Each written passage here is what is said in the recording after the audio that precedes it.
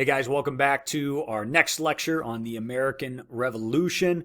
This week we are going to be getting into the major fighting. We've seen the revolution result in bloodshed up to this point. Our last lecture ended with the Boston Massacre. Today we are going to get into the last straw, if you will, of the tensions growing between the American colonies and Parliament, and we will see ultimately war is the result. So there will be some last-ditch efforts at peace, but they will not be lasting. The two parties are just ideologically too far apart at this point, and reconciliation, we've passed that point. So just a couple reminders as we begin here. Please make sure you are taking notes as we watch, and as always, you can communicate via email if you have any questions at all. So let's go ahead and jump into it. So, one of the most symbolic items of the entire American Revolution, of course, is the use of tea. And we're going to see that 3 years after the Boston Massacre, British Parliament has decided to tax that tea. And, we've already seen them tax it, but we're going to see them take even further action on tea. And in this case, actually form a monopoly and the colonial reaction to that. So the year 1773, and Parliament has just passed what's called the Tea Act. Now, part of this was a result of the last few years. We skipped there from 1770 to 1773, and there was growing unrest in the American colonies, especially after the Boston Massacre. Many colonies are starting to organize, sometimes on their own. Some of them are starting to coordinate with other colonies, but they are starting to boycott British goods. So what that meant was one of the most commonly used materials was tea. Over those 3 years, stockpiles of tea are starting to basically pile up in London due to these American boycotts in response to the Townshend Acts. The Americans had actually began smuggling in lower quality tea from the Dutch, from the Netherlands, and were willing to accept that just to put economic pressure on the British. Well, what this act did, and this is what you need to record in your notes, what this act did was it gave a monopoly to the British East India Trading Company. Okay, now the British East India Trading Company was one of in a lot of ways, was the world's first real corporation. Okay, it began as a shipping company that was coordinating throughout the British Empire. Ultimately, some of their experiences in India, the Crown kind of ended up taking kind of indirect control over it at one point. But basically, this is a shipping company, and they are the ones that are coordinating, what materials are coming out of colonies, going to colonies. And what this act does was it says that the only tea that the colonies can receive have to be sent to them from the British East India Trading Company. If this tea was purchased it would be subject to the tax of the Townshend Acts, but they're hoping that because they have this, and they being Parliament, Parliament is hoping that because they have this excess supply, and because now this monopoly is in place, they actually thought that the price of tea would lower, and it actually did. They thought the colonists would be happy about that. With a monopoly, everybody's going to have a cheaper place to buy their tea.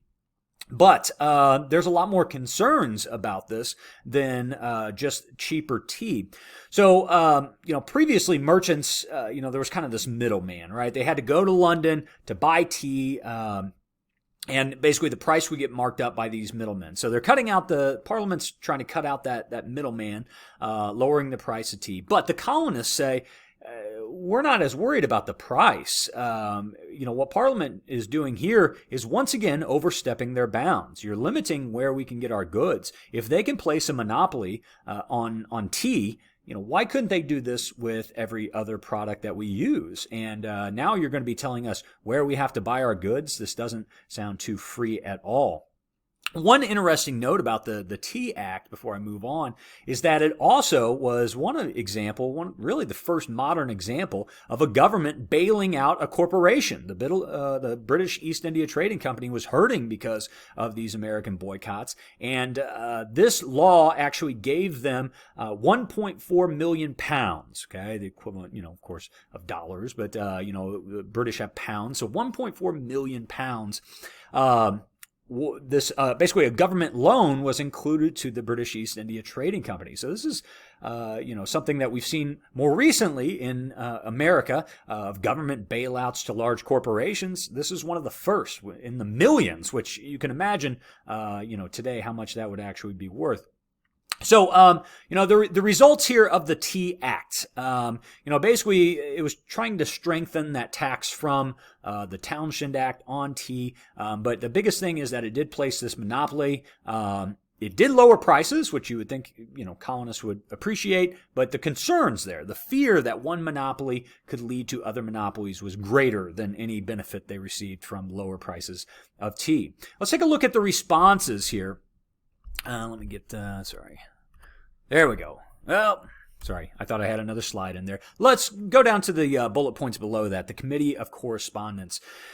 The Committee of Correspondence is one of the first real networks of communication that form between the colonies. Okay, before the colonies, and I mentioned this at the very beginning, each colony was kind of seen as its own country at this point, but that is starting to change here. Colonies are starting to communicate and they're starting to organize. So in a lot of ways, this is kind of a shadow government. They are, behind the scenes in a very secretive manner. The Committee of Correspondence is coordinating action between the colonies outside of even the colonial legislature. Okay, even those that had been elected by the colonies themselves. This is operating outside of that, saying, trying to organize collective action among all the colonies, including things like boycotts. They're organizing propaganda that they want to push out. There's an estimated 7,000 to 8,000 people that partook in this Committee of Correspondence. Some of them high-ranking officials in colonial governments, others lowly, even postmen that were in on this. So, we're seeing some organization take place as a result of these acts and increasing concern of Parliament authority in the colonies. Reaction was very strong in places like New York, Philadelphia. In both of those port cities, they actually forced the return of tea to Great Britain. They weren't even willing to allow it into the port itself. They had to turn right back around. And then probably the most infamous result of this Tea Act was the Boston Tea Party. December 16th, 1773, a group of Bostonians basically dresses up, very thinly disguised. This part's always a little cringeworthy for me, but these group of colonists very thinly disguised themselves as Native Americans, and of course they would try to scapegoat on them, but that's a whole nother discussion. And they basically jump on board some of these ships in Boston Harbor, and they dump about 15,000 pounds, and again, money, worth, not weight, but 15,000 pounds of British tea into Boston Harbor. Now, that's 15,000 pounds in 1773 dollars. Guys, today that is multi-millions, okay? Millions of dollars are being wasted. So this is not just a symbolic act. You can imagine the anger that this is going to create on the other side of the ocean when they find out that the Bostonians are in their mind, full revolt. They're destroying government property. Here they thought this act would actually be welcomed with open arms. You got to pay less for tea. Now all of a sudden they're destroying millions of dollars. This violent act, and so the reaction is strong and swift from Parliament. And this is one of the real crucial breaking points. You have the passage of what are called the Coercive Acts, or as they are known in the colonies, the Intolerable Acts. 1774. And again, you might think, well, that's a full year later. Remember, it takes weeks to get the news back to Parliament, and they have to debate, they have to decide what to do, and then it takes weeks to get the news back to the colonies. So again, this is one of the big disconnects that's happening, that's led to this whole event, is that there's so much distance. It takes a long time for these acts to make their way across the ocean. All right, well, let's take a look at the breakdown, because this was kind of a package of different acts that were combined into one law. The first, and again, Boston is the hotbed of this, right? Some of the major actions, the Boston Massacre, Boston Tea Party, some of the biggest revolts that we have seen so far are taking place in Boston. So Parliament is going to punish them first and foremost. The first law was called the Boston Port Act. And what this did was it effectively shut down the Boston port. Okay, they literally took warships and they surrounded the port. They wouldn't let any boats in, any boats out, until they paid for that damaged tea. And by the way, I did not mention, you might be wondering, well, how could you have, why would the tea be so valuable? Part of the reason is, and I should have included a picture of this here, it wasn't in little tea bags like we use today. The tea was actually in very concentrated bricks. And so there was a lot of tea that was concentrated into these bricks. So they were able to destroy a lot more than what you may think. So anyways, they punished Boston directly with the Boston Port Act. And so now the punishment has gotten to the point where, anyone in Boston that has any type of business, they're going to be very hard pressed to get goods to feed that business. So this is really punishing an entire city and really an entire colony for the actions of what may have been a few people, even though if it was agreed upon, people supported it throughout. Still, this is seen as a very harsh act that had wide sweeping implications. The next one, the Act for the Impartial Administration of Justice.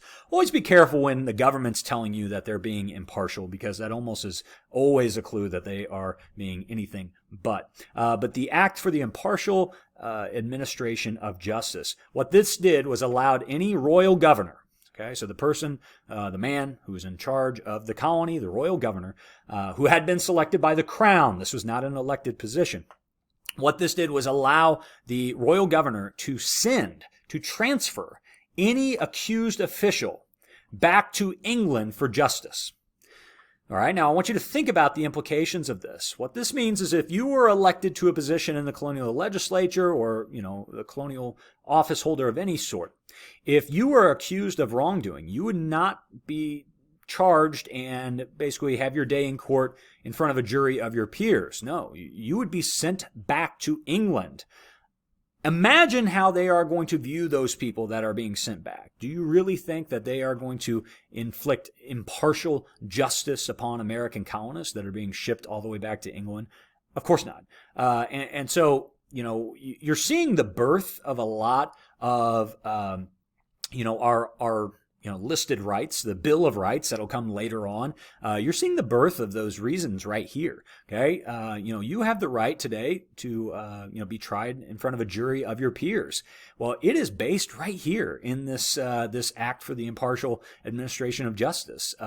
This was a violation in their mind of fair and impartial justice, even though Parliament said that was the case. But again, it goes back to this idea of virtual representation.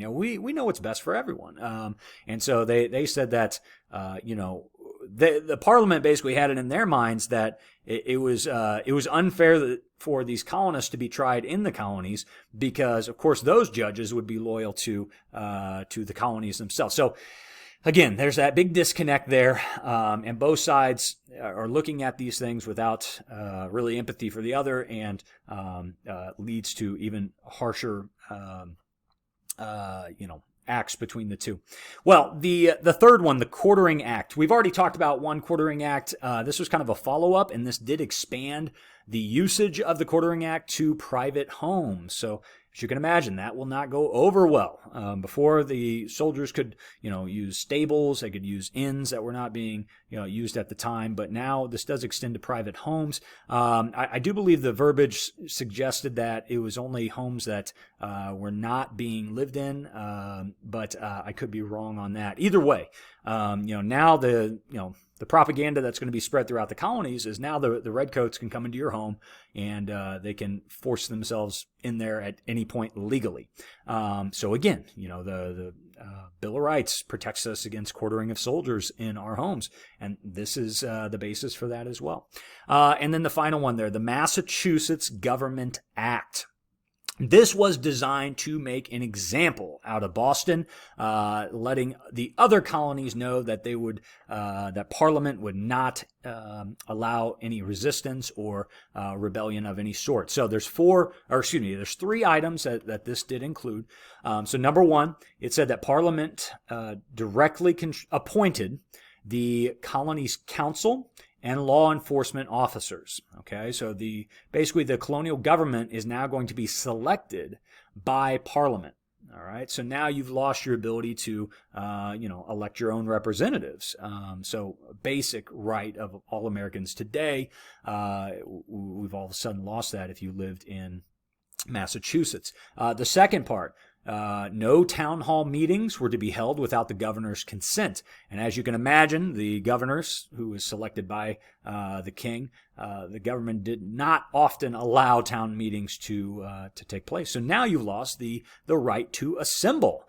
We're hitting almost every single one of the Bill of Rights here, right? So the right of assembly is being denied by this Massachusetts Government Act. And finally, this is the introduction of a name that you will know quite a bit here in a few minutes. This hand-selected General Thomas Gage, that is Gage, Thomas Gage, to become the governor of Massachusetts. Gage was a British soldier who was a veteran of the French and Indian War, and he will soon become one of the main generals for the British in this war. So Thomas Gage becomes so basically now you have kind of martial law in some sense, with this high-ranking general in charge of the colonies. So, this is something for Massachusetts. They are becoming increasingly concerned because they are losing their rights left and right because of these laws coming out.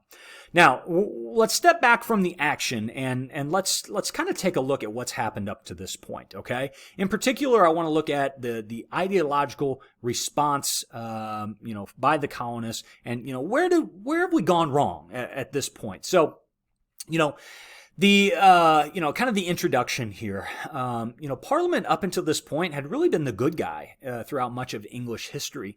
It was designed to protect the people against royal tyranny.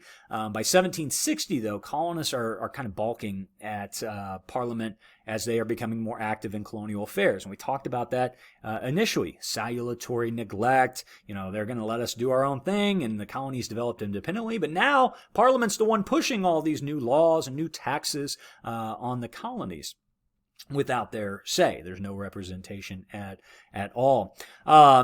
Colonists really had never even dealt with Parliament before. Even the charters that allowed the colonists to organize, those came from the king. And so, this is really the first time that colonies had to deal with Parliament at all. And one of the biggest things that's making these colonists angry is that it's hard for us to remember this, but they still saw themselves as Englishmen. And I want you to remember that, especially as we go into some of these later responses from the American colonists. They still see themselves as Englishmen. And because of that, they believe that the English Constitution had granted fundamental rights to Englishmen and that they still had those. Just because they had sailed across the ocean did not mean that they lost their rights as Englishmen. But now those are starting to be trampled on. So, a couple examples of those. Trial by jury. We just mentioned. Now all of a sudden you're shipped back and you have to face a bunch of people that are not colonists, not your peers. The presumption of innocence, right? That is starting to decrease as well. Because by this point, even in England, they had actually started getting rid of some juries, and you would just go in front of some judges. And really, the burden of proof was kind of more on the defendant to prove that they weren't guilty. And that's a whole nother beast right there.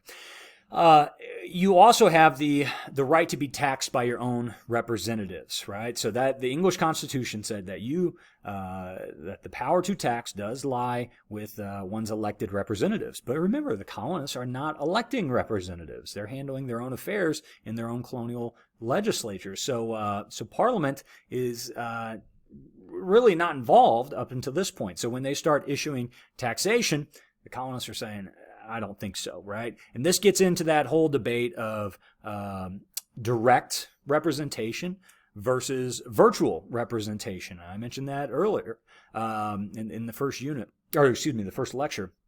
This idea of virtual representation, that Parliament has everyone's best interests in mind, according to them. But the colonies are saying, no, we've had direct representation now for over 100 years, and we haven't had any issues. So why all of a sudden is this idea of virtual representation being pressed upon us? So this kind of brings me to the point of letter B there, the nature of the British Empire, how the empire itself has started to change, and the debate that is happening within the empire. 100 years before, as the empire is being, born, everyone saw themselves as Englishmen under the same rights. But now we have very different viewpoints that are coming together. So let's take a look at kind of what the changing debate is, and from both the American view and the British view. Because by 1773, after the Boston Massacre, after the Tea Act, the conversation has really changed. And now, all of a sudden, the main issue isn't necessarily even about representation itself like it was earlier on, but now it's about how much authority should Parliament have over the colonies? How much self-government should the colonies have? And so it's not even about representation in Parliament by this point. Now it's saying that Parliament should have limited authority over those colonies. And so the American view of this debate is that, the Americans are arguing that each colony is sovereign. Okay? They believe that these charters have allowed them to be sovereign, that there's kind of this confederation of sovereign societies that are basically bound together in this empire with the king at the head of it, right? The British view says that sovereignty cannot be divided. Okay, that sovereignty, being in control, that cannot be divided out among all the colonies. That ultimately, that authority lay with Parliament. And so, very different view on where the source of authority even is. The colonies are saying it's within our, colonies themselves, and that it's kind of shared. Sovereignty is shared. The British are saying, no, that's not the case at all. We have the sovereignty, and we tell you, what to do. So, by this point, we are at very, very different ideological viewpoints on what needs to be done. So, with that in mind, the colonies do begin to organize politically. In September of 1774, the First Continental Congress is formed. So the First Continental Congress. They meet in Philadelphia, and they met in response to the Intolerable Acts. There are a total of 56 men who are invited and accept the invitation. They come from 12 different colonies. You might be saying, well, who's left out there? All right, there's 13 colonies. The answer is Georgia. Georgia was dealing with a lot of, remember, Georgia's at the very southern point of this. They're really the frontier at this time. And so Georgia's dealing with some issues that many of the other colonies are not, namely attacks from Native American groups in that area. And so they're really needing some help from Britain to fend off those attacks. And so they thought that by sending delegates to this Congress that they would basically be denied that protection, and they probably would have been. So Georgia does not send anyone to try and increase relations with Britain. The decisions that are made by this First Continental Congress, twofold. Number one, they do agree that an economic boycott is right and should take place. They think if they put economic pressure on Britain, that Britain will back off, like they already have. Okay, they've already done that multiple times. They got rid of certain taxes because either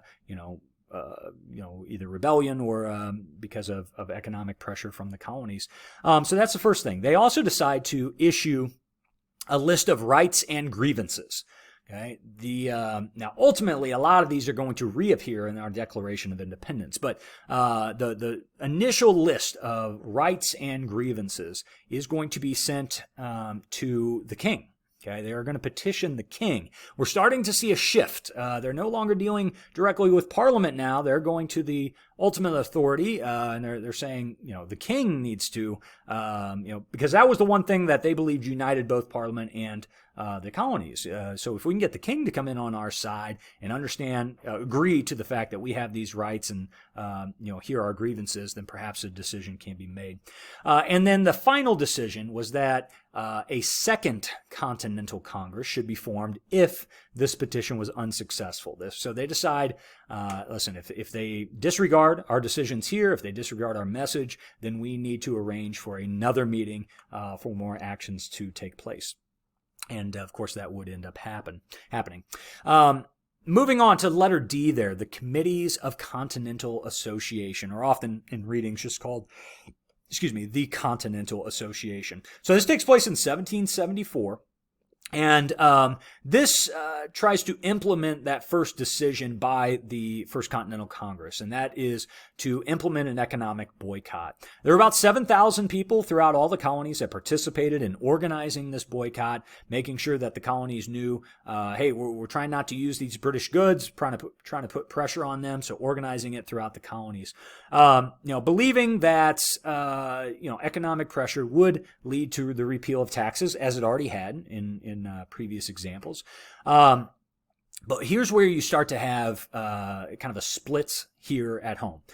Because for those that were refusing to, we kind of got two sides that are starting to form within the American colonies. All right, you got the patriots that are pushing for these rights and, pushing against some of these acts.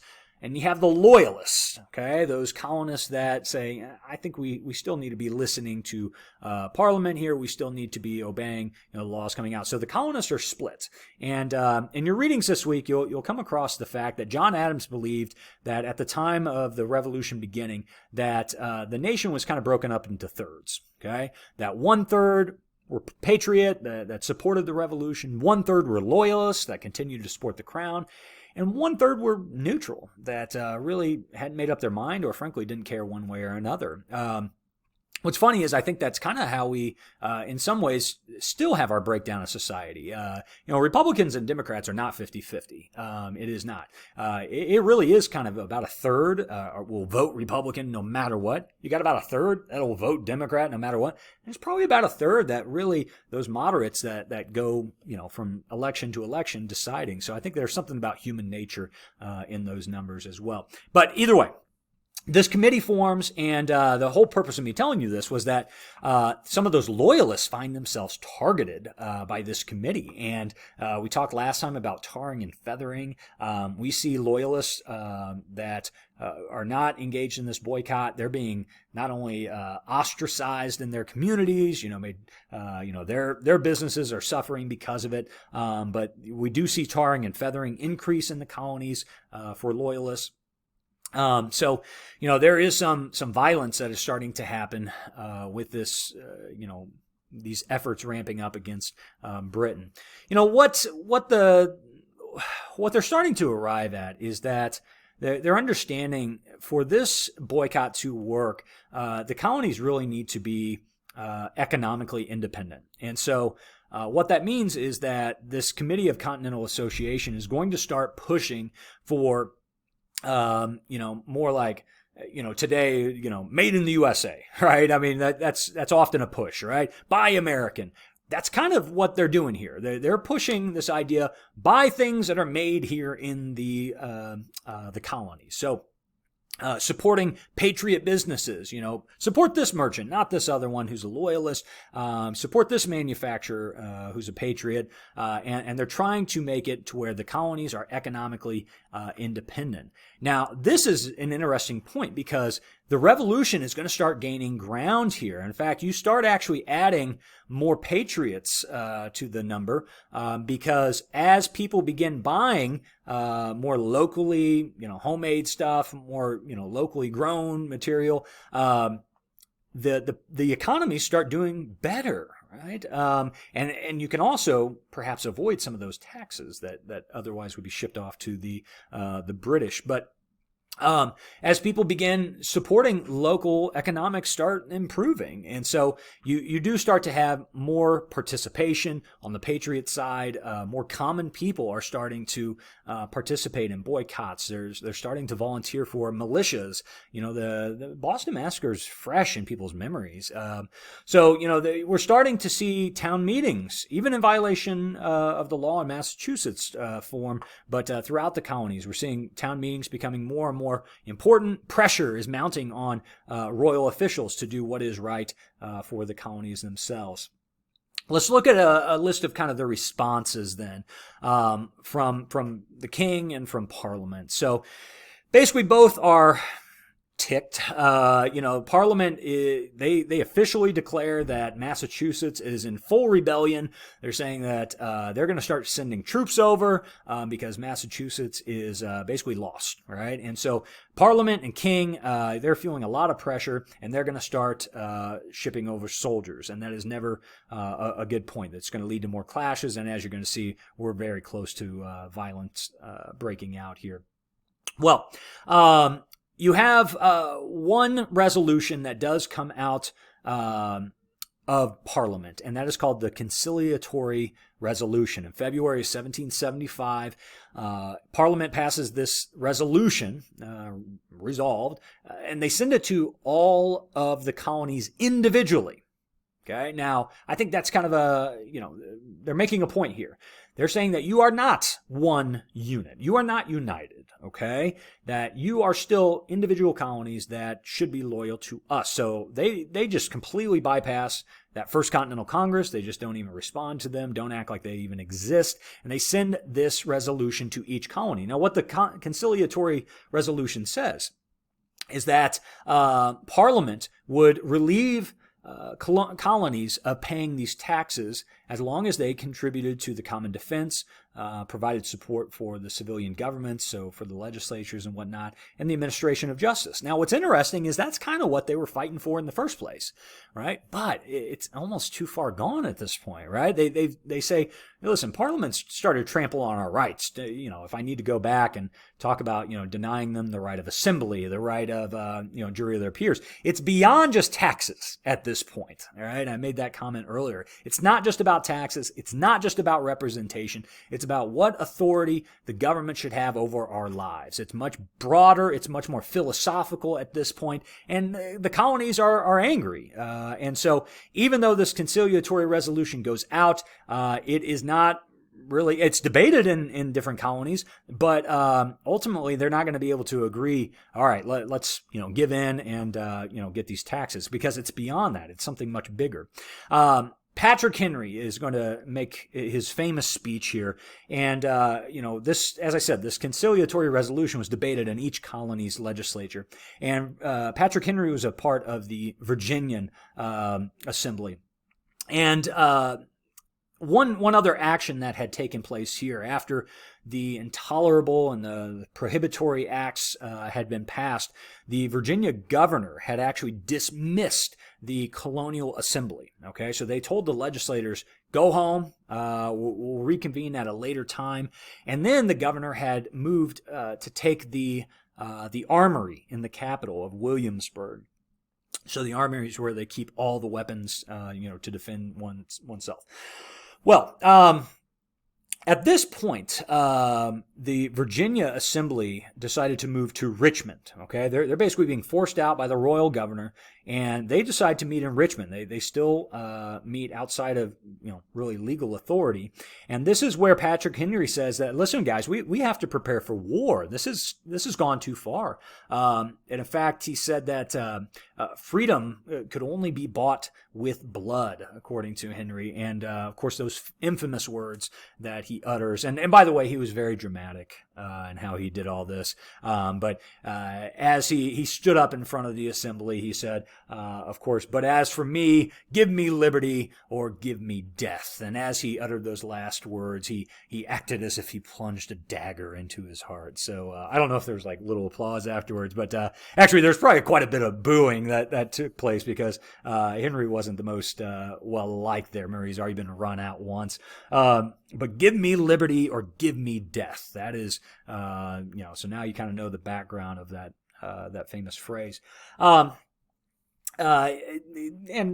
I probably shouldn't necessarily go into this. Patrick Henry, I want to mention this because, I think we've almost taken the founding fathers to a mythical level in this country, and we need to remember that these were simply men, and none of them were perfect. All of them had, sins within their life that they should have accounted for. Even Patrick Henry himself. I mean, there are historians that point to the fact that he actually was using a legal drug at the time, but it was kind of a mixture of opium and alcohol. That was he was using it to help some ailments. So there's this potential that here this founding father even had this addiction that was dealing with. So, I say that not to discount what he's saying here, because it's a very important phrase, but to remember that these are not gods walking among us. All right. These are men that all had their own problems. We're not perfect men, and we should not remember them as such. We need to judge them in their time and place for who they were. They did do extraordinary things, but they also were in many ways just like us. So please remember that as we continue on. Now, to conclude here, by this point, guys, really it's moved beyond reconciliation. King and Parliament have lost control of the colonies. Colonial resistance is now an open rebellion. All right. Loyalists are being targeted with violence, tarring and feathering. They're met with persuasive committees of Whigs that are often, mobbing their homes. And, we're seeing violence among colonialists being had here. The continental congresses are urging the colonies to prepare its militias. That listen, they've told us that they're shipping over soldiers, and in particular Boston, you're first up, right? That they are on their way, and we need to be able to defend ourselves. The royal governors are taking our weapons from us, as we saw in Williamsburg. So the royal officials are starting to lose control of the congresses. And people are questioning where ultimate authority really lie, and we're seeing the raiding of arms depots throughout multiple colonies, and that actually will take us directly into our next lecture, in which one of those arm depots is tried to the British are going to try and take this arms cache from the colonists, and they refuse to give it up. And we'll see the first fighting at Lexington and Concord. All right, guys, thank you so much for tuning in. Please, if you have any questions at all, email me. I'll be happy to get back to you. Thanks.